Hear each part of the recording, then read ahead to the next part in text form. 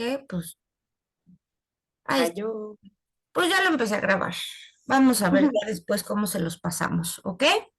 Pues entonces Sí. vamos a empezar con enfermedades respiratorias en los gatos. Ya tenemos claro cómo diferenciar un problema de vías aéreas altas de un problema de vías aéreas bajas, Sí, ¿sí? Por ejemplo, signos clínicos o historia que nos diga el propietario en la anamnesis, que el problema es de vías altas. estornudos, tos. Puede ser tos, ¿no? Una rinotraqueitis puede presentarse con tos, aunque tos, por lo general, podemos manejarlo dentro de vías aéreas bajas. ¿Qué otros signos podríamos tener en vías aéreas bajas?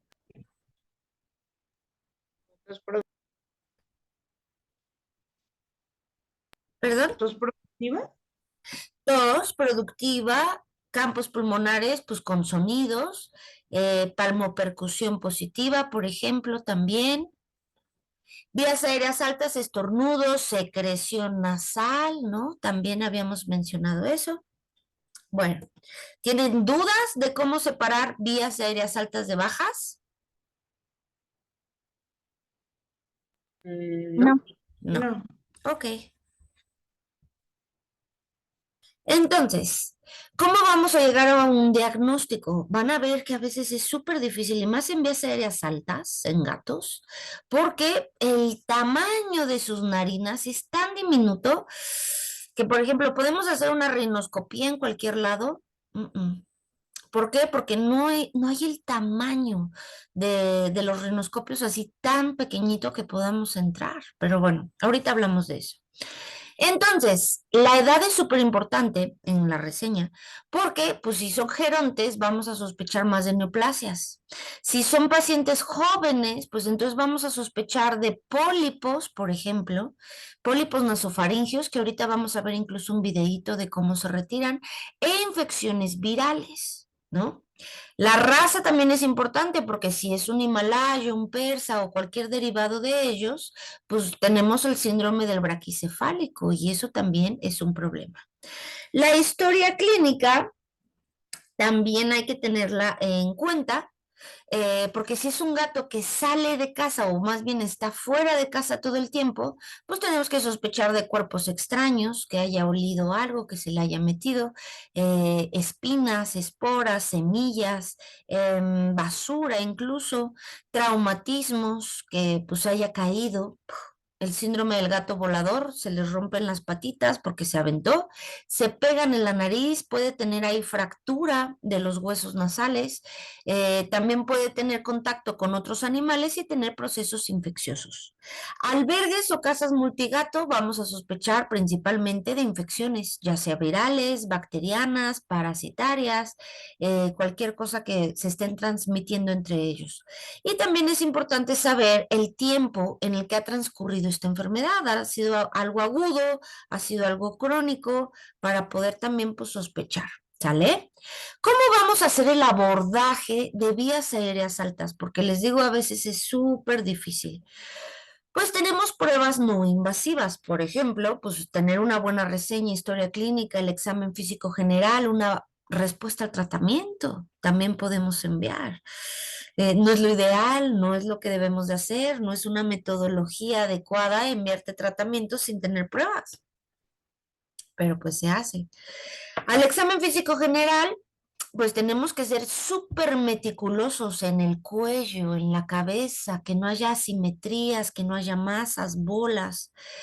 Eh, Podemos hacer la retropropulsión ocular, ¿no? Ver si hay resistencia, ver si hay dolor, pensando en alguna neoplasia, principalmente. Hay que buscar muy bien también que no tenga abscesos, por ejemplo, que vengan de cavidad oral. Fístulas oronasales, revisen muy bien siempre los colmillos, ¿no? Decoloración del tímpano. Y es súper importante revisarles tanto el paladar blando como revisar el tímpano cuando hay pólipos. Un pólipo nasofaringio empieza a empujar al tímpano. Entonces el tímpano que se ve rosita, pues empieza a ver muy pálido y además se empieza a ver abombado. ¿Por qué? Porque tiene ahí algo que lo está empujando. Y lo mismo pasa con el paladar. El paladar duro, podemos incluso ver cómo está bombado porque hay una presión que lo está empujando hacia abajo. Entonces, revisar el paladar y revisar los oídos cuando hay sospecha de un pólipo.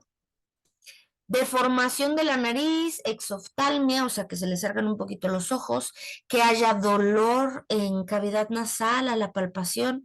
Siempre sospechemos de una neoplasia o de criptococosis, por ejemplo, que es una enfermedad micótica, que ya habíamos hablado de ella, ahorita hablamos más, que es transmitida por las palomas.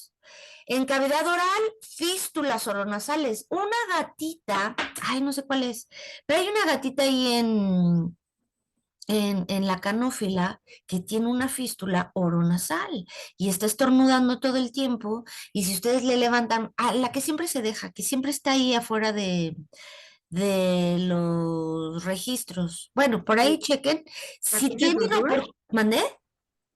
¿La concha de tortuga? No, es no, la concha de tortuga, no, fíjate que esa no se ha dejado, bueno, yo no la he acariciado, no sé si ella, pero la que siempre está ahí en una, Sí, pociones, ¿no? Bueno, sí. es la que sería punto lince, ¿no? Ah, el ojitos. No sé cómo le llaman, Así le dice el pero doctor de ojitos. siempre está ahí en una estatua afuera de las oficinas de los registros. Sí, Entonces, sí, sí, ya sé cuando cuál. tengan oportunidad, acarícienla y levántenle los labios y véanle cómo tiene un hoyo. Y este hoyo conecta cavidad oral con cavidad nasal. Estas fístulas oronasales principalmente se deben a fractura de colmillos o que retiramos un colmillo, se queda ahí el hoyo y pues entonces hay comunicación con la cavidad nasal. ¿Qué le puede pasar a estos gatos? Que es bastante común, pues que cuando están comiendo les empieza a salir secreción de comida a través de la nariz. Esto pues predispone a que se broncoaspire con alimento. También, pues si hay ahí sangrados, secreciones, pues también eso se puede ir directamente a sus pulmoncitos. Entonces, pues para que, a ver si la pueden checar, a ver si le pueden tomar una fotito a alguien y pues nos avisa si sí vieron las fístulas, a ver si para el viernes la pueden checar.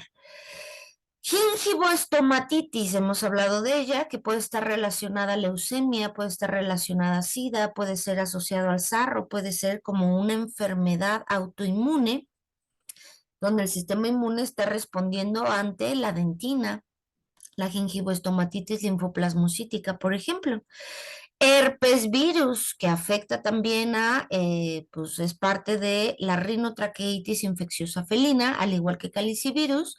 Herpes virus nos puede ocasionar, además de estornudos, secreción nasal, nos va a ocasionar úlceras corneales. Calicivirus, además de la rinotraqueitis, nos puede generar úlceras, pero en cavidad oral. Hay que checar que no tengan defecto del paladar duro, esto en los recién nacidos, que no esté ahí el paladar hendido, por ejemplo.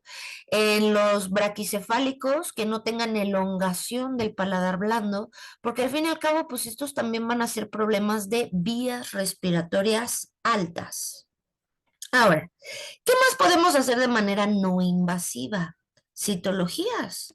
Agarramos un poco de secreción nasal, lo ponemos al microscopio para ver y ahí podemos encontrarnos a criptococcus. Podemos ver hifas de algunos otros hongos como aspergillus, por ejemplo.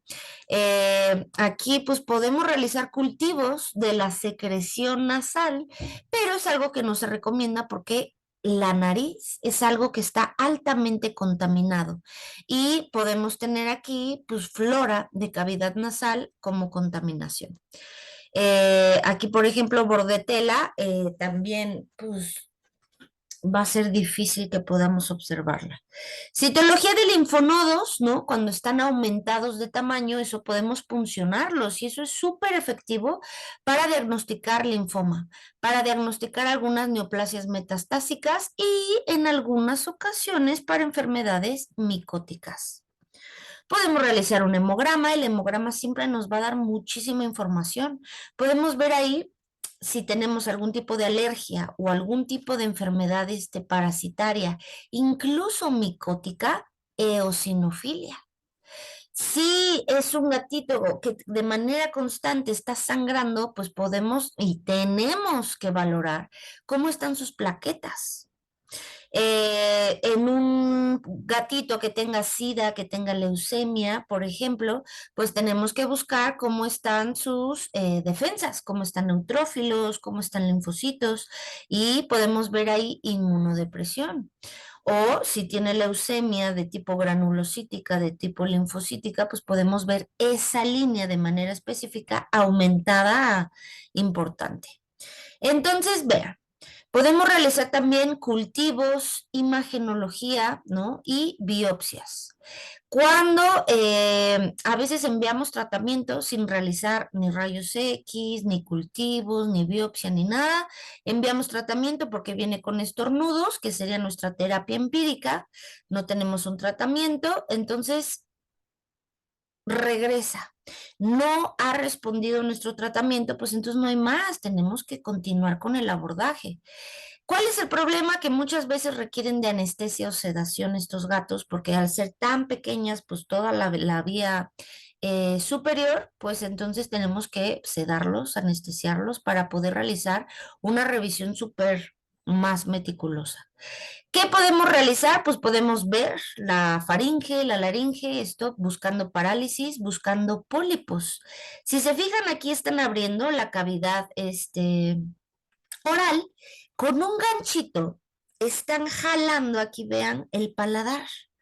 Y con un espejo están buscando los pólipos que pueden estar aquí en la zona nasofaringea. ¿Cuál es el problema? Pues que vean aquí la iluminación es muy poca. ¿Por qué no están utilizando un endoscopio, por ejemplo, ¿no? Porque pues muchas veces pues no tenemos disponibilidad y esto es algo que nos permite visualizar, darnos una mayor idea de si hay allí un pólipo, si tiene abombamiento del paladar, abombamiento del tímpano, hay que revisar esto sospechando de un pólipo. Los pólipos son benignos, los pólipos los retiramos y listo, se quita el problema y son gatos que todo el tiempo tienen estornudo, todo el tiempo tienen secreción, pueden tener infecciones de manera constante porque como se acumula ahí pues las bacterias lesionan. Jorge, Sí, le, una le- duda, doctora. ¿sí? ¿En el caso de los pólipos con electrocauterio se quitan o hay alguna otra forma? Pues es quirúrgica, realmente puede ser con el electrobisturí, realmente no hay ningún problema, la cosa es la zona. La zona es de difícil acceso. ¿Cómo vamos a entrar con el electrobisturí? Es súper difícil. Ahorita vamos a ver un videíto de cómo se retira un pólipo. Pero la cosa es mientras tú estés cómodo retirando el pólipo, dependiendo la zona en la que se encuentre, no hay ningún problema. ¿Sí? Gracias, doctora. Sí. Muy bien. Entonces, también que podemos utilizar radiografías. Nada más que las radiografías de cráneo, pues ustedes ya vieron en imagenología que hay mucha sobreposición de estructuras y esto pues nos dificulta muchas veces visualizar de manera específica. Podemos tomar también muestras, ¿no? Directamente de la faringe, de la laringe, para pues, realizar cultivos, para realizar histopatología, si es que vimos por ahí algo, ¿ok? Podemos realizar tomografías buscando masas. Ahora, como secuela de herpes virus, habíamos hablado de la rinosinusitis crónica. Esta, con la tomografía, podríamos incluso observar la destrucción de las turbinas nasales. Por eso, en la rinosinusitis crónica, vamos a tener infecciones de manera constante porque como están destruyéndose la cavidad nasal y todas estas defensas naturales de la cavidad nasal, es súper común que haya infección tras infección tras infección. Radiografías. Cavidad nasal, ¿cuáles son las proyecciones que utilizamos de manera general? Lateral izquierda, lateral derecha y una BD. Ahorita vemos unos ejemplos. Y para ver las bullas timpánicas, que a veces pueden estar con contenido, pueden estar calcificadas, va a ser importante esta, que es la vista basilar. ¿La habían oído? No, yo no. No. Ok, Poco ahorita cultural. vemos un ejemplo. Y la rinoscopía, que es súper importante en perros, por ejemplo, porque me ayuda a visualizar de manera directa cómo está la mucosa, cómo está la cavidad. Aquí, por ejemplo, hay un pólipo. Este, y puedo incluso entrar, agarrar un cachito de mucosa para enviarlo a cultivo, enviarlo a histopatología. Pero, ¿qué pasa en los gatos? Que no tenemos los tamaños del endoscopio tan diminutos como para poder entrar a la nariz. Es súper difícil. Por ejemplo, el doctor Villalobos, creo que se llama Villalobos, que es el de endoscopía, como el más importante de aquí en México. En San Jerónimo no hay un rinoscopio tan pequeño, no lo hay. Entonces, tampoco el doctor Villalobos parece que tiene uno tan pequeño como para realizar una rinoscopía en gatos, que sería lo ideal, tener uno diminuto.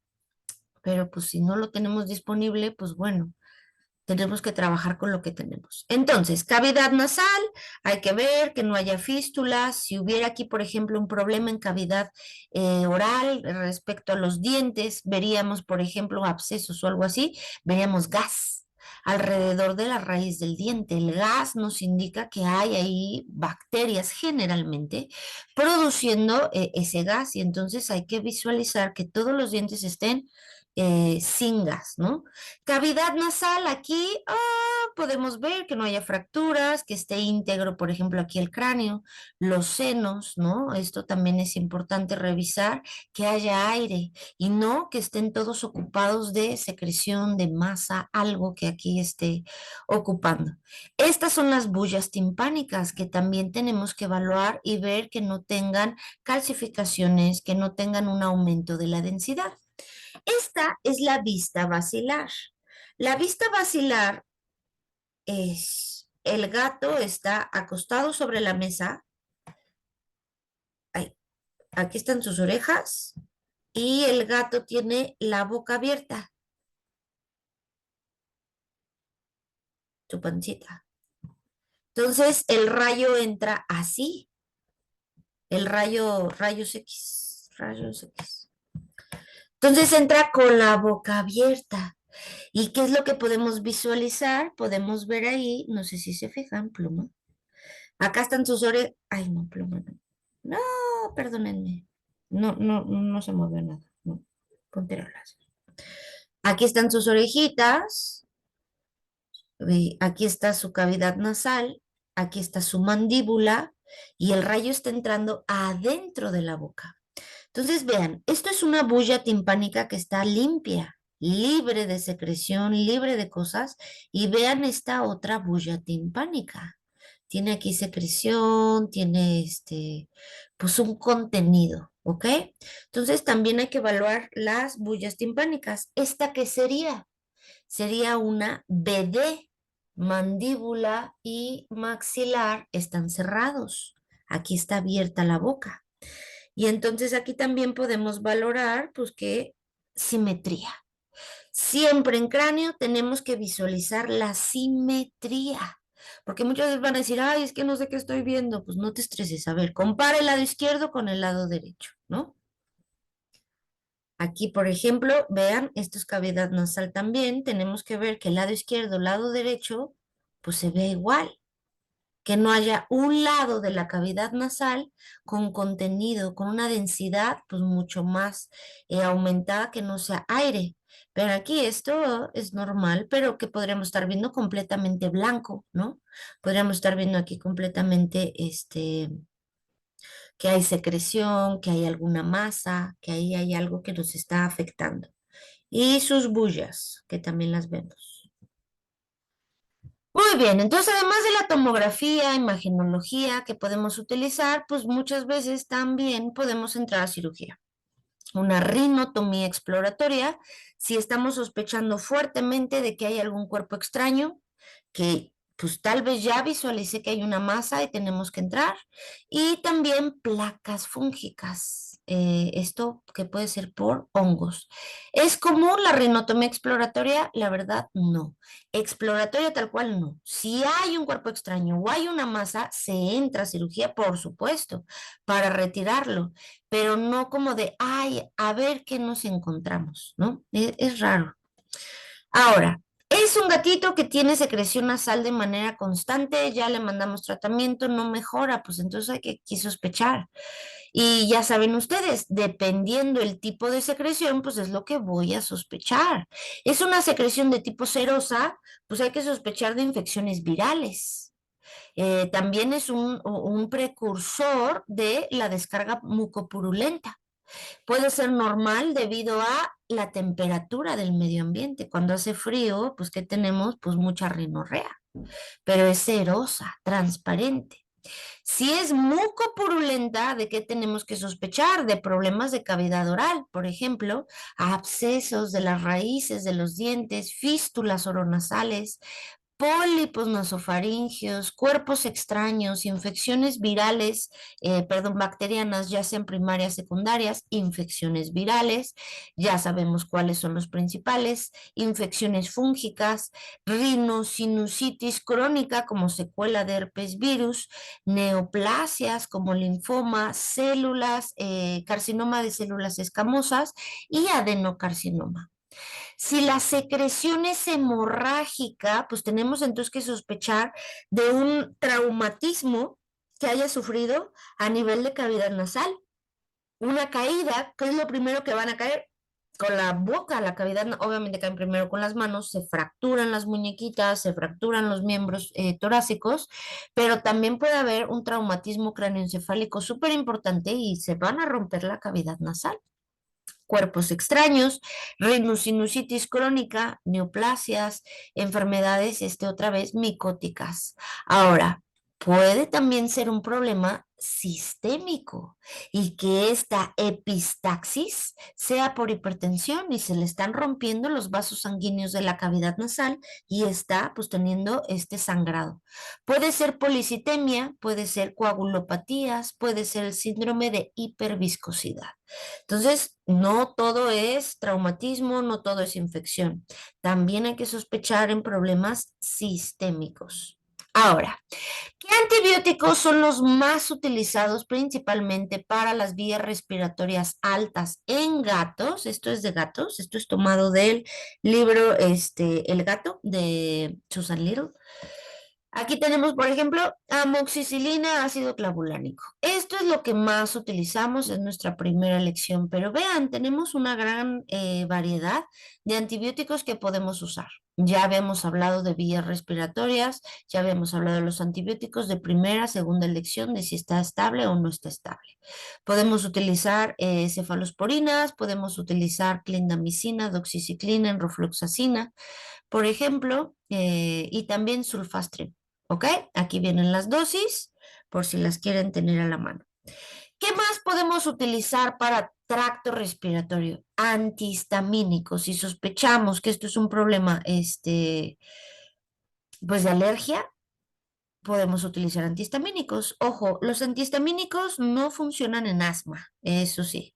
A pesar de ser una respuesta alérgica, el asma no utilizamos antihistamínicos. Al ratito hablamos de asma. Aquí tenemos algunas y las dosis que utilizamos por gato. Antimicóticos. Recuerden que va a ser difícil encontrar versiones veterinarias y esto por la dosis. El itraconazol es el que más utilizamos para fúngicos. También fluconazol, ¿no? También se puede utilizar la anfotericina, pero el itraconazol es lo que más utilizamos. Antivirales utilizados, el helicina, acuérdense que es específico para herpes virus, interferón, famciclovir, cidofovir, tópico, por ejemplo, también nos ayuda mucho para herpes virus. AINES, ¿cuáles son los que más utilizamos como antiinflamatorios de la cavidad nasal? Pues meloxicam, piroxicam, que aquí tenemos las dosis, vean, dosis muy bajitas, ¿no? Y también, pues si ya descartamos una infección viral, infección bacteriana o infección micótica y tenemos, por ejemplo, una neoplasia, podemos utilizar glucocorticoides como antiinflamatorios. Entonces, aquí también tenemos algunos, la fluticasona, que es un glucocorticoide inhalado, se utiliza muchísimo en asma. Pero, ¿qué tenemos que hacer antes de utilizar los glucocorticoides? Descartar que no haya una infección viral, que no haya una infección bacteriana ni micótica y, por supuesto, en un hemograma, descartar que no haya inmunodepresión. ¿Sale? Muy bien, entonces, enfermedades de vías respiratorias altas comunes en gato y comunes los pólipos. Pero, ¿cuál es el problema con los pólipos? Que están subdiagnosticados. ¿Por qué? Porque es difícil llegar a la cavidad. Lo que hablábamos del rinoscopio que es tan pequeño, pues no podemos llegar y entonces no podemos nosotros acceder y no tenemos el diagnóstico, lo sospechamos. Entonces, pues yo creo que está subdiagnosticado por lo menos aquí en la Ciudad de México.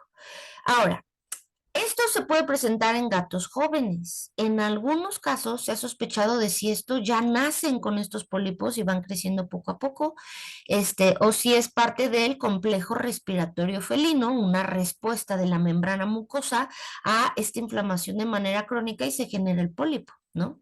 Complejo respiratorio felino o rinotraqueitis infecciosa felina.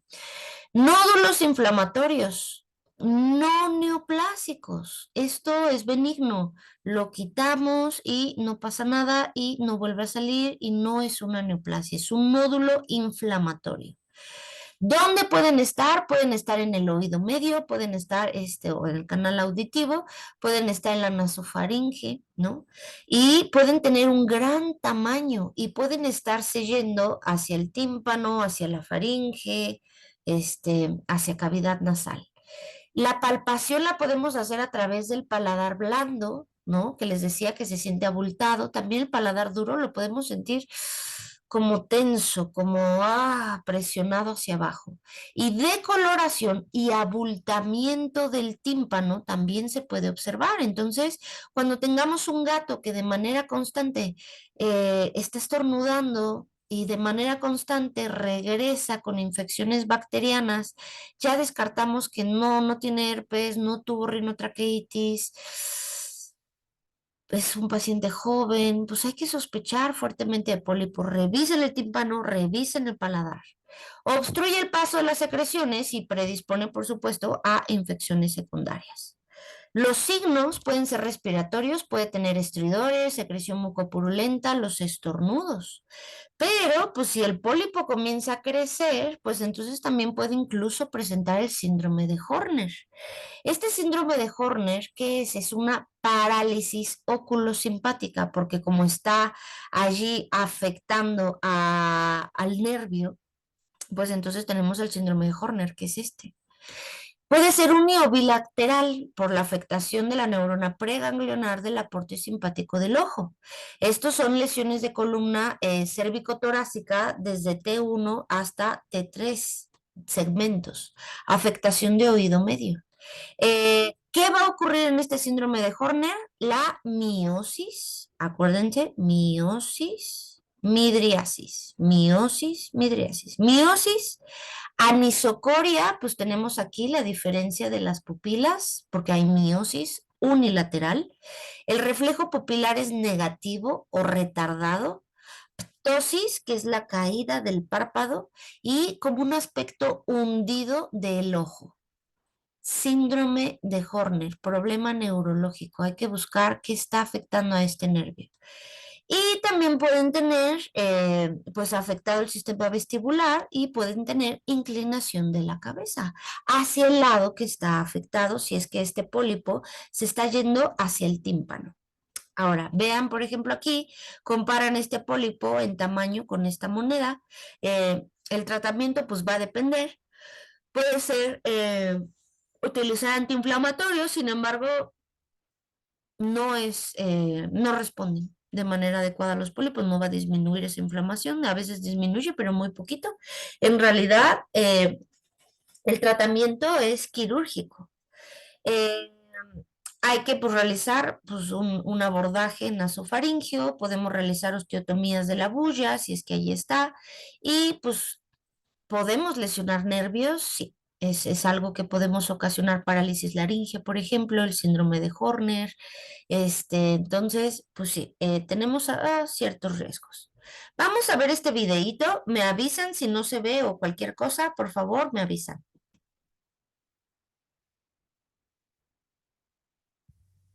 Ahí va.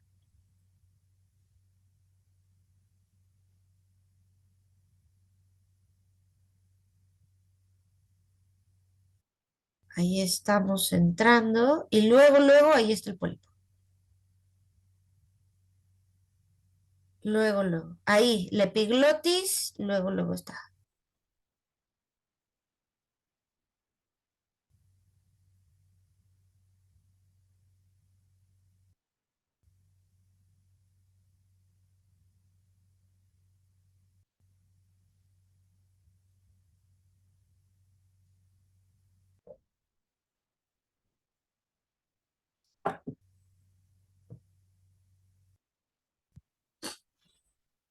Se retiró el pólipo, vean, sin ningún problema, súper rápido.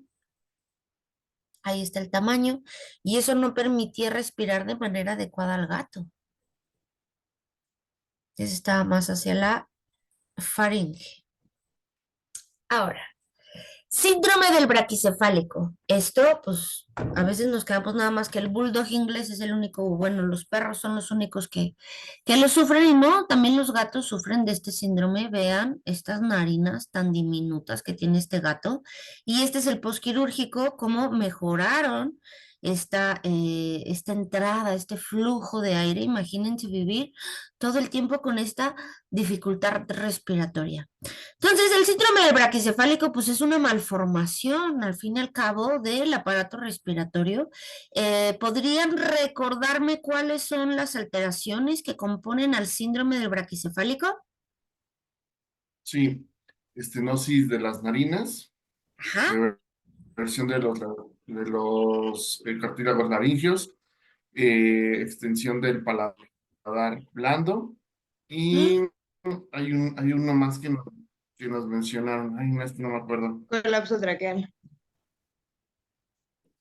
No. ¿Dijiste prolapso o colapso? Apenas nos dijo. Colapso. En realidad es hipoplasia traqueal. La tráquea nacen con una tráquea más pequeña, más estrecha. El colapso traqueal es un debilitamiento de los cartílagos que hace que la tráquea se colapse de manera dorsoventral. Pero un braquicefálico no tiene colapso, un braquicefálico tiene hipoplasia. Su tráquea es más estrecha, es más angosta y así nació. ¿Sale? Entonces, estas cuatro son las malformaciones respiratorias que nos van a llevar a una dificultad, nos llevan a predisposición a complicación. Jorge, Una pregunta, doctora. Por ejemplo, sí. en el caso de los Bulldog, nos platicaba el doctor Fausto, o los Pug, por ejemplo, que los braquicefálicos deberían ser intervenidos quirúrgicamente, justamente con esta parte de ampliar el orificio de las narinas, pero que, por ejemplo, si eso hacía posteriormente en ellos después de al año, 2 años, ya no iba a haber tanto resultado porque lo que pasa es que justamente esa estenosis lo que crea es pues cambio de la arquitectura de todas las vías respiratorias. Entonces no sé si aquí en los gatos aplica igual o si se les puede llegar a operar después en ellos y si hay cambios. Sí va a haber cambios, el aparato respiratorio se adapta, pero con estas narinas tan diminutas, yo siempre operaría. Claro que vas a tener un mejor resultado entre más jóvenes sean, pero yo siempre operaría porque con tantito polvo, pelo, moco que tenga, ¿qué le pasa a sus vías respiratorias? No, pues, Se, se van a se obstruir, obstruye. pobre gato. Entonces, yo la verdad, pues sí, recomiendo siempre, esto se llama rinoplastía, pues siempre se recomienda la rinoplastía cuando hay una estenosis tan marcada.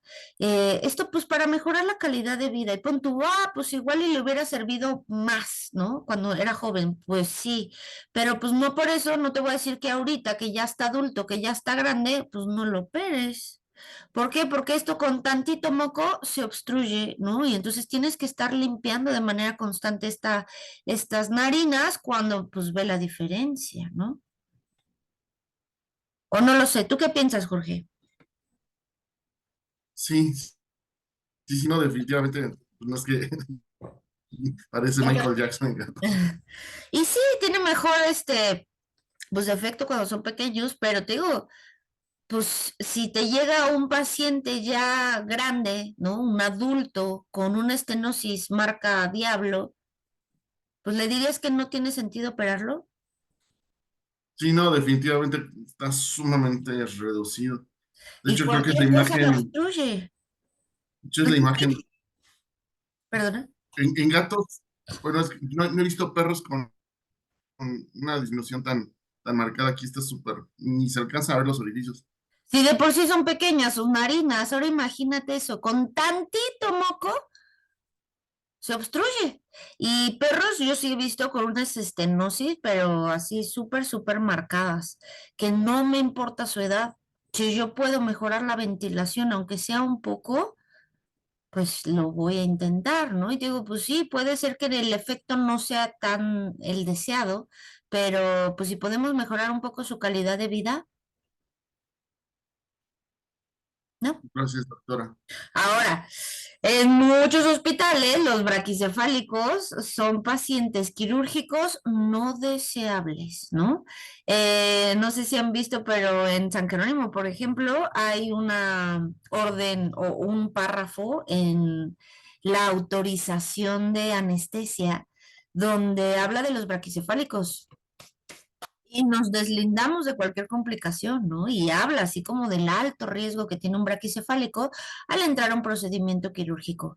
Siempre debemos de hacer esta diferencia. Un paciente braquicefálico, hablando quirúrgicamente, hablando de anestesia, es un paciente siempre que tiene un mayor riesgo que cualquier otro paciente, independientemente tenga o no tenga enfermedad, independientemente de su edad, independientemente de todo, son pacientes de riesgo alto.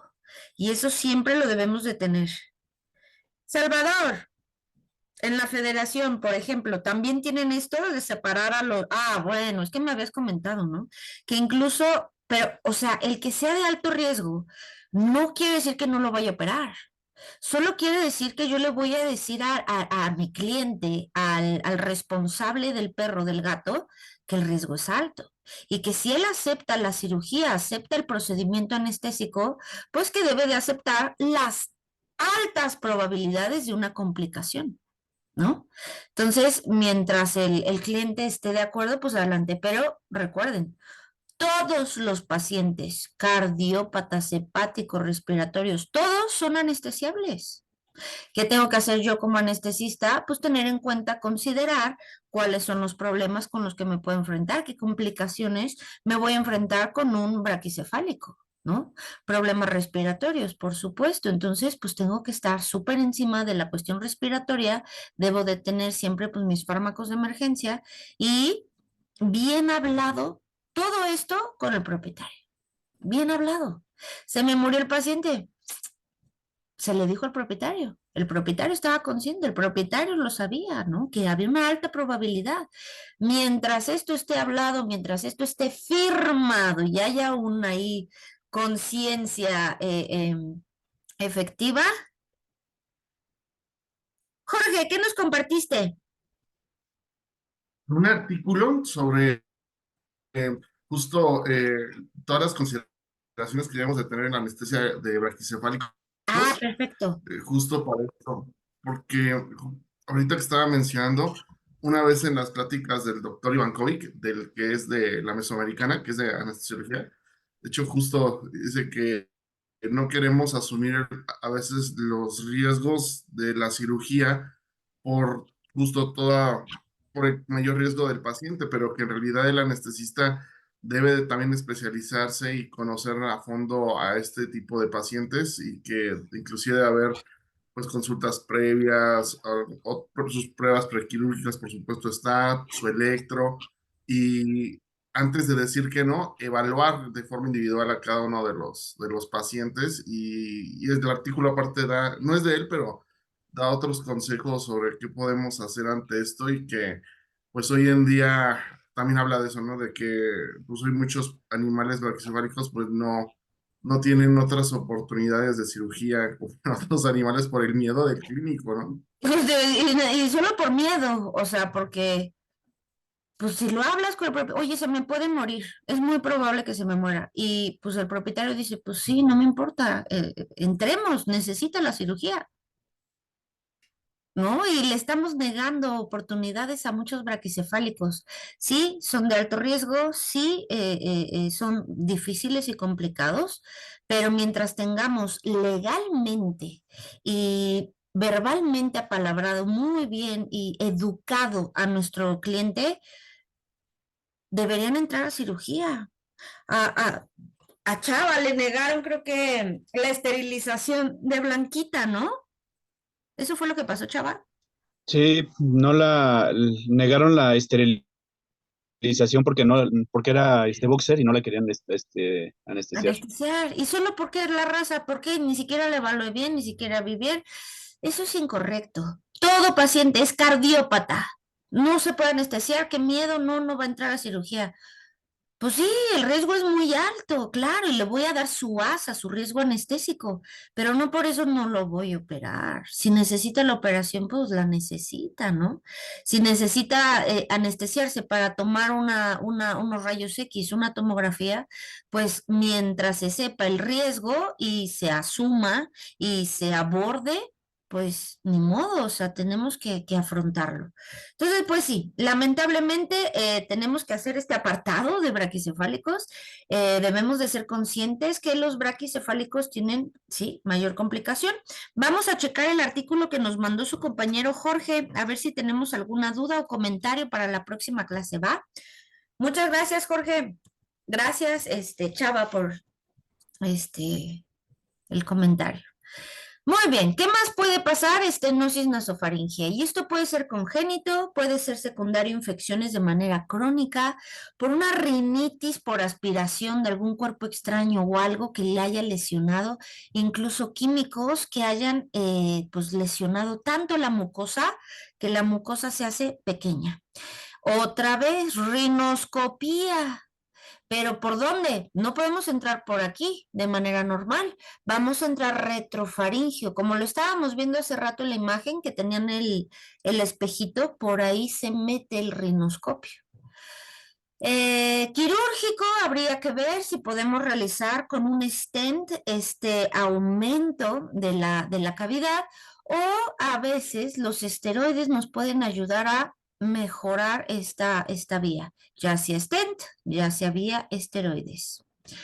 Enfermedades infecciosas, hemos hablado de ellas. Hemos hablado de bordetela, micoplasma, clamidófila, streptococcus, corynebacterium, escherichia coli, pasteurella, pseudomonas, streptococcus, staphylococcus. ¿Cómo llegamos al diagnóstico de bacterias? Pues por medio de cultivos, en realidad. El cultivo Cultivo. de cavidad nasal o incluso tomando un poco de tejido y pues, ¿cuál es el tratamiento? Va a depender. Si sospechamos de todo menos de micoplasma, podemos utilizar amoxicilina ácido clavulánico como primera opción. Es lo que generalmente se hace. Ahora, doxiciclina, ¿por qué no lo ponen aquí como primera opción? ¿Por qué? Porque doxi sí le da micoplasma. Y micoplasma, recuerden que es parte de la microbiota y que puede estar ahí como un agente secundario, un agente oportunista. Entonces, amoxicilina, yo lo recomendaría como primera opción, sabiendo que no le da micoplasma. Posteriormente, doxiciclina, enrofloxacina podemos utilizar. Ahora, clindamicina, hay que tener mucho cuidado con la clinda, porque en gatos podemos ocasionar esofagitis y una estenosis del esófago. Tenemos que asegurarnos que la clindamicina no se dé en cápsulas, sino en solución. Podemos utilizar, si se le van a dar cápsulas o pastillas, utilizar uno de estos cobertores de píldoras, no sé si los han visto, es como una masita, en Petco los venden y es como un capacillo y ustedes meten la pastilla ahí y lo cierran y entonces pues se lo dan y pues se lo come y no es de que le estemos metiendo la pastilla, es de que el gato solito se lo come. Ahora, no se puede, bueno, ya le metimos la pastilla, hay que asegurarnos de dar mucha agua y alimento de manera ideal después de dar la clindamicina, ¿ok? Porque si no, vamos a ocasionar esofagitis y estenosis esofágica. Ojo con la clinda. Ahora, en rofloxacina habría que tener cuidado si el gato es muy joven, está en crecimiento, porque puede afectar al cartílago. Entonces, también ahí, teniendo esta consideración, vámonos por amoxicilina, vámonos por doxy, posteriormente enro y hasta el último clindamicina. ¿Sale? Virus. SIDA, leucemia, PIF, herpes, calicivirus. Ya sabemos, hemos hablado. ¿Tenemos alguna duda sobre rinotraqueitis infecciosa felina o sobre SIDA, leucemia, PIF?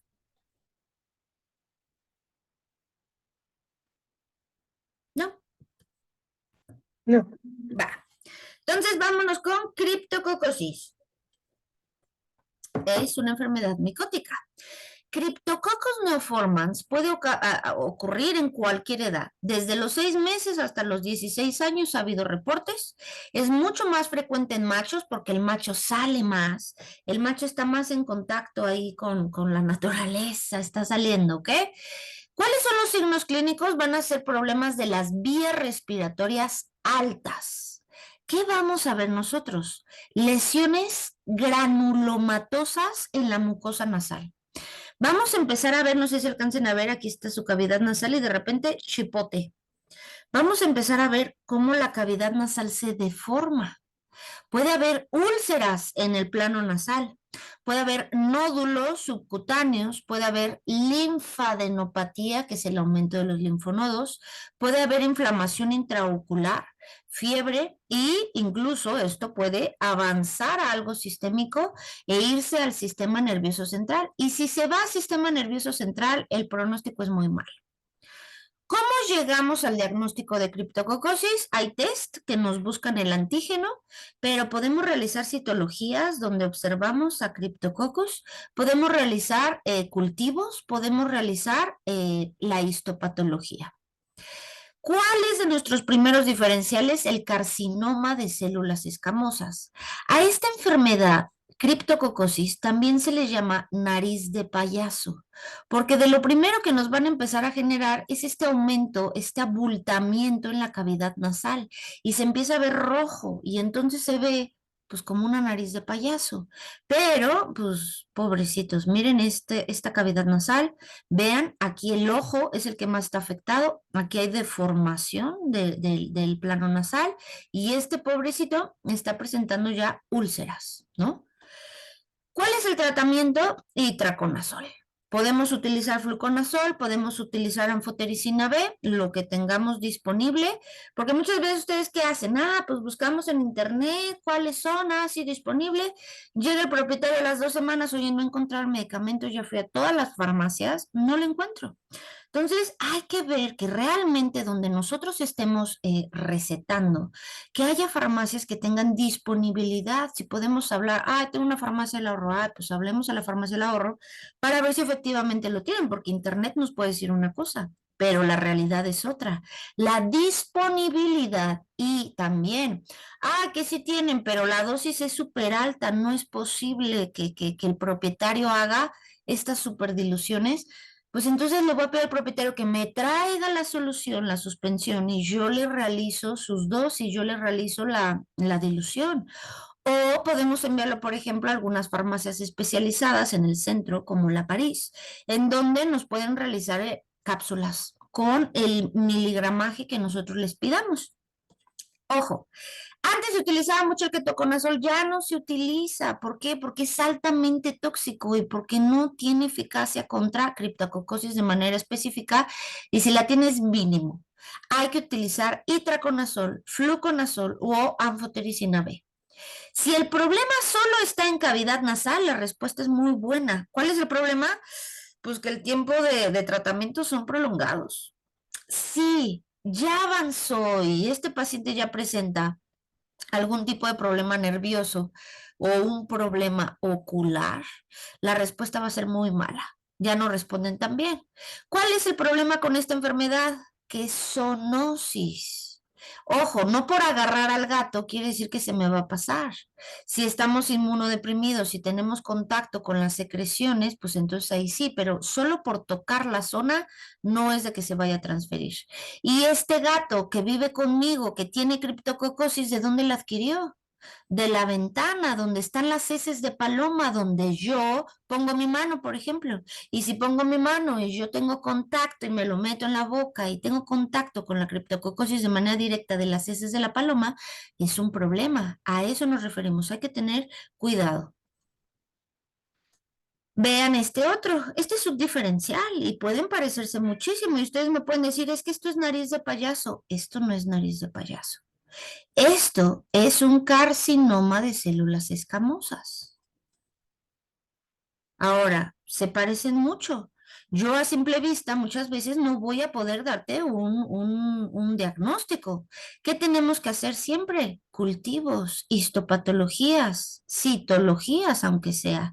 La citología me puede ayudar a diferenciar un carcinoma de una criptococosis. Solo la citología.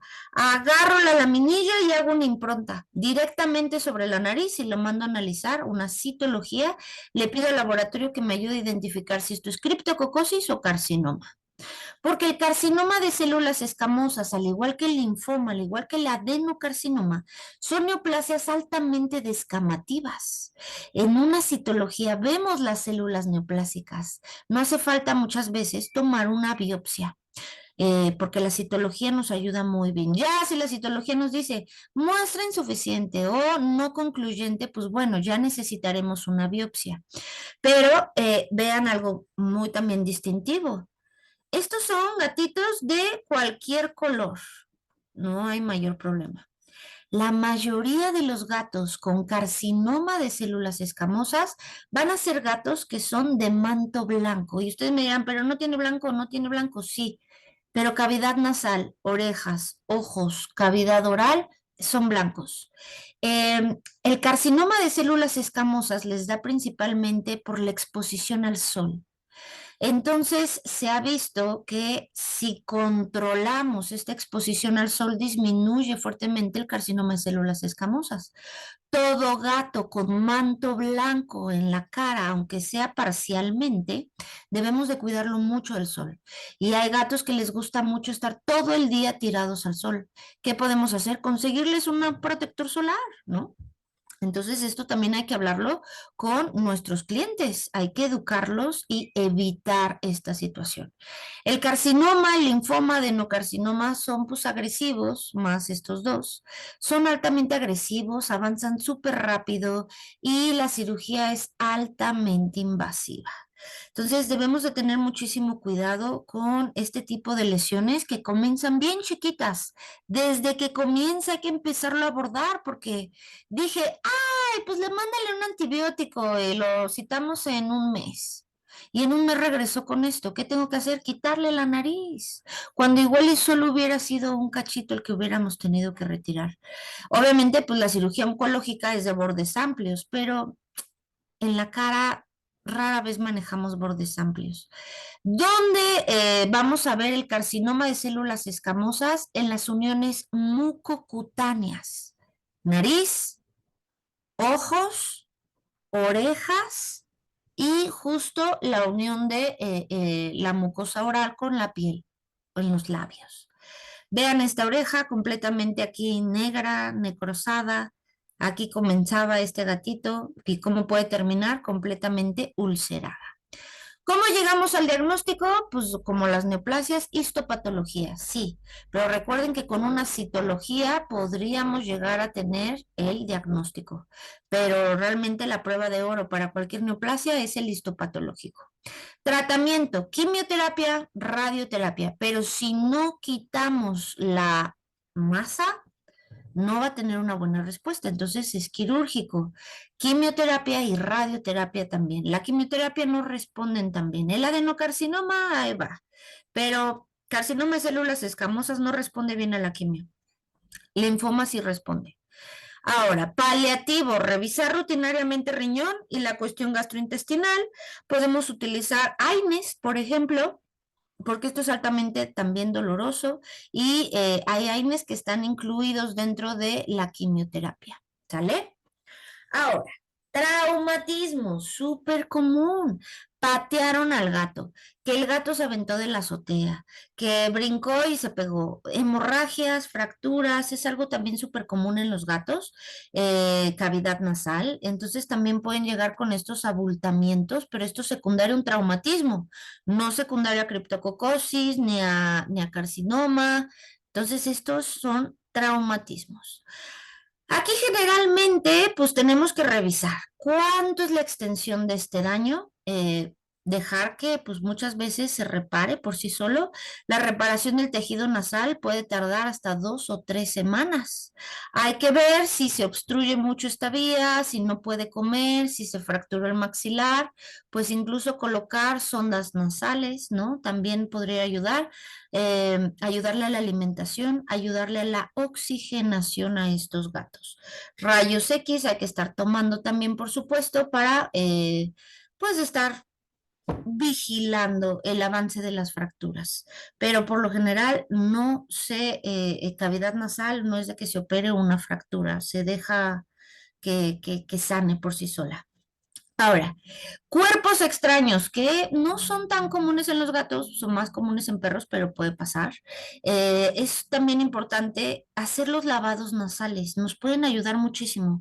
Y esto si solo tiene secreciones, tiene ahí cuerpos extraños, podemos realizar el lavado nasal. ¿Cuál es el problema? Que tenemos que anestesiar al paciente. Ahora, tiene que estar entubado, forzosamente. ¿Qué vamos a hacer? Colocar la zona en la región orofaringe, la sonda.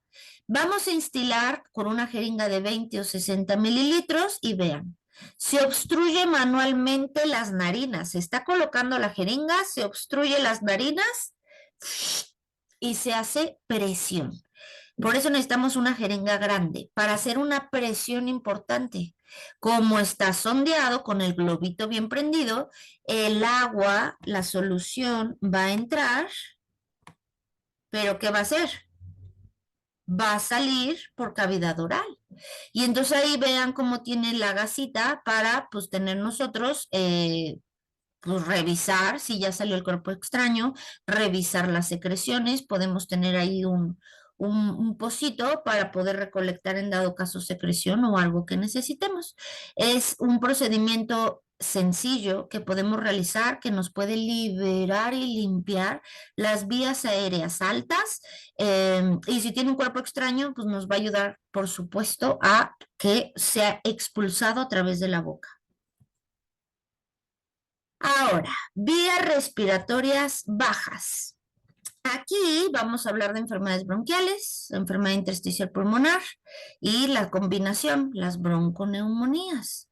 Hemos hablado de los procesos cardíacos que por lo general en gatos no nos generan tos, que nos generan efusión pleural. Por lo general, puede haber edema, por supuesto, pero por lo general los gatos cardiópatas generan efusión. ¿En dónde? En las pleuras. Los gatos también nos pueden generar piotórax, neumotórax, de manera como más traumática. Un hemotórax, neumotórax maltratado se puede convertir en un piotórax. Piotórax lo podemos ver en inmunodeprimidos con traumatismos, con ingreso de bacterias a tórax, por ejemplo, SIDA, leucemia, PIF, nos pueden ocasionar este tipo de problemas. ¿Cuáles son los signos clínicos de las vías respiratorias bajas? Disnea, taquipnea, sibilancias, estertores, disminución o aumento de los sonidos respiratorios. Estos pueden ser tanto intermitentes o pueden estar de manera constante. El diagnóstico de las vías respiratorias bajas vamos a necesitar sí o sí rayos X. Los rayos X son nuestro mejor amigo para evaluar los pulmones, para evaluar corazón también. Necesitamos que esté en una posición cómoda. Siempre para campos pulmonares necesitamos mínimo 3 proyecciones. Campos pulmonares, ¿cuáles son las proyecciones que deberíamos de tomar de manera ideal? Lateral y BD. En realidad, para campos pulmonares, en una lateral izquierda, lateral derecha, ¿qué pulmón estás evaluando?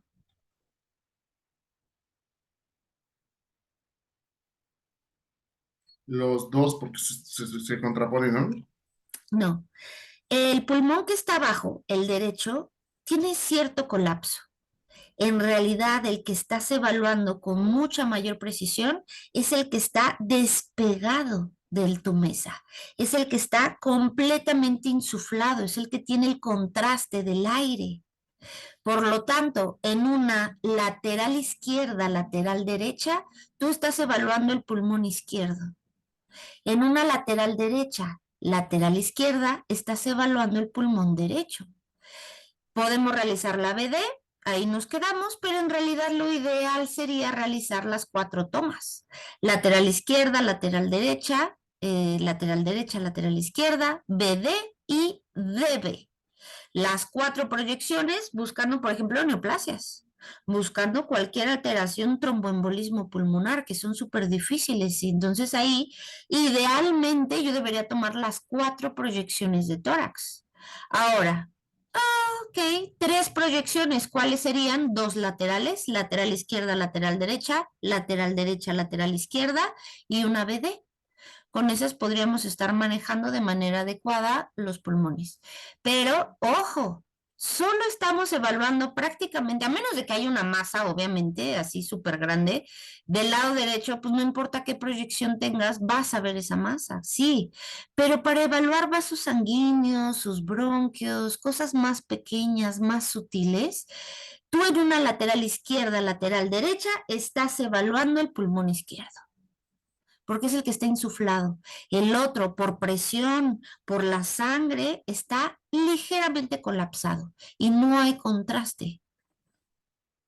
¿Sí vieron eso en imagenología? Sí. Y entonces, ¿por qué les sorprende? Tenemos nuestros patrones alveolares, el alveolar, bronquial, intersticial, estructurado y no estructurado, vascular, hipervascular y el hipovascular. Hemos hablado de ellos. Aquí, por ejemplo, tenemos el bronquial, que podríamos, por ejemplo, la próxima clase, que es viernes, hablar un poquito sobre los patrones. Patrón alveolar, vean cómo se ve más blanco, y vemos zonas negras, que es el aire en los bronquios, que se llama broncograma aéreo.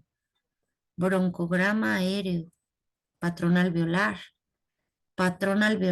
aire dentro del bronquio y alrededor blanco. La broncoscopía también nos puede ayudar, es entrar con un endoscopio a ver los bronquios, a ver la tráquea, bronquios y pues entrar. ¿Cuál es el problema? Que no está tan disponible, en no cualquier lado tiene un endoscopio, en no cualquier lado tiene un tamaño del endoscopio pequeño para poder entrar. El calibre que necesitamos del broncoscopio es de 2.5 a 3.8 milímetros. Podemos realizar una broncoscopía en un gran danés sin ningún problema, porque los broncoscopios son pues, de tamaño ahí pues adecuado, pero aquí necesitamos unos realmente diminutos y eso nos limita. Podemos realizar lavados bronquialveolares, que también ya habíamos hablado, se entuba, se instila líquido, se mueve al paciente, ¿para qué? Pues para que el líquido recorra pues la mucosa y realmente seamos capaces de obtener pues secreción, células para poder realizar ya sea citología, cultivo y también ver qué células son las que están ahí involucradas, hay eosinófilos, neutrófilos, qué es lo que está pasando. ¿Cuánto podemos recolectar de esto? Bien poquito. Si instilamos 100 mililitros, podemos estar obteniendo nosotros unos 2 mililitros, 3 mililitros, por ejemplo, que puede llegar a ser muy poquito y la gran mayoría de ese líquido se va a quedar en los pulmones. ¿Ok? Enfermedades de vías respiratorias bajas, enfermedad broncopulmonar idiopática es lo más común. A esta enfermedad también se le conoce como asma felino, bronquitis crónica, bronquitis alérgica. ¿Qué es lo que ocurre? Una inflamación eosinofílica. Hay broncoconstricción espontánea. El asma es una broncoconstricción, pero que es reversible. O sea, con algunos medicamentos podemos hacer que este bronquio vuelva a dilatarse. No es de que vaya a estar ya constriñido de manera constante. El asma felino puede ocurrir desde los 4 meses hasta los 15 años, con una media de presentación de los 5 a los 9 años. Hay razas que están predispuestas, por ejemplo, el siamés. Pero bueno, nos vamos a quedar aquí en asma felino. Vamos a ver asma felino la próxima clase que sería el viernes. El día viernes, entonces nos veríamos, chicos, ¿a qué hora?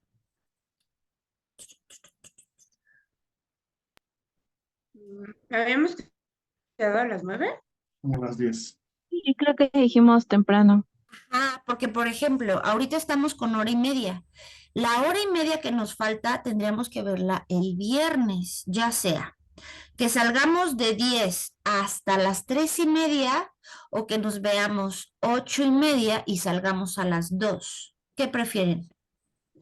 Doctora, yo no puedo temprano porque tengo otra clase, tengo la de técnicas quirúrgicas. Ah, ok, Yo saldría de clase a las 9. a las 9. Ok, Ajá, que podemos empezar a las 9 y salir 2 y cachito. Ah, pero aparte tú sales de clase. ajá, Ajá. exacto. ¿Cómo ven, chicos? ¿Qué hacemos? Yo no tengo problema. El viernes pues tengo todo el día. Decidan. Ajá. O sea, digo, puedo salir y digo, a lo mejor no vería las diapositivas, pero pues me lo puedo conectar ir Ah, escuchando la clase en lo que claro. voy llegando a la casa y ya después ya me conecto bien. Ok, porque yo ahorita, por ejemplo, estoy grabando, pero estoy grabando en mi, ¿cómo se llama? Pues en mi computadora. Ujú. Oigan, chicos, necesito tomar una foto, pero ahora no sé cómo hacerle para que se vea, pues, o sea, el zoom, solo tengo la barra de herramientas arriba. Necesito tomar una foto de que ustedes están aquí presentes. Pero, si usted le puede tomar la captura de pantalla y se le envió a su correo electrónico. Ah, ¿tú estás viendo ahí? Sí, yo la veo a usted, a Salvador, Ahí, a por mí. ejemplo, Aide, Ari y Nats, ¿podrían prender rapidísimo su cámara? Solo un minutito para tener una fotito. Sí, claro. Muchísimas gracias. Y Jorge, te agradezco mucho que nos puedas enviar la evidencia, que me la piden. Listo, yo la tengo. Se la envió Eh, ahorita a su correo. Va, muchísimas gracias. Entonces, Por chicos, cierto, doctora, ¿sí? muchas felicidades, por cierto, antes de que se nos olvide. Feliz Día del Maestro. El día Ay, del maestro. Pues, felicidades. muchas gracias, chicos. Créanme que me hubiera gustado mucho realmente pues tener más clases presenciales con ustedes, pero aquí seguimos. Entonces, chicos, el viernes, ¿salimos tarde o nos vemos a las 9? Yo voto por las 9, pero como sea me puedo ajustar. ¿Ok? O sea, le digo, o sea, yo no tengo problema en que sean las 9, nada más, pues sí, no podría a lo mejor tener la cama prendida ni nada de eso hasta que yo llegue acá a la casa. Pues tú decides.